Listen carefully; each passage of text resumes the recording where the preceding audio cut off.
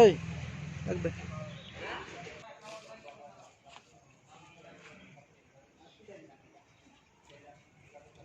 তো হটাই দিছে বুঝে লিখছি হটাইছি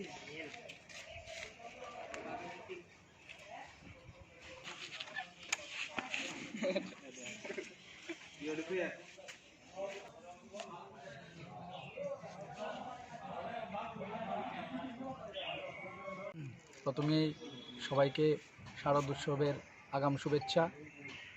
এবছর আমাদের বাঘাযতীন ক্লাবে 52তম বৎসরে পা দিয়েছে।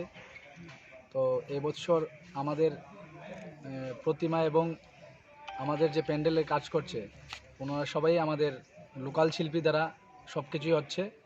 আমাদের এই প্যান্ডেলের কাজ করছে আমাদের ক্লাবের সঙ্গী বাড়ি আমাদের ছোটো ভাই রাজেশ কর, এবং প্রতিমা শিল্পীর কাজ করছে আমাদের বন্ধু রাজীব রুদ্রপাল মহোদয়। আমাদের এই প্যান্ডেলের মূল আকর্ষণ হচ্ছে আমাদের পরিবেশ কিভাবে সুরক্ষিত করা যায়, পরিবেশ কিভাবে সুরক্ষা রাখা যায়, ওইটার উপরেই জোর দিয়ে আমরা এবার আমাদের থিমের পুজো করতে চলেছি।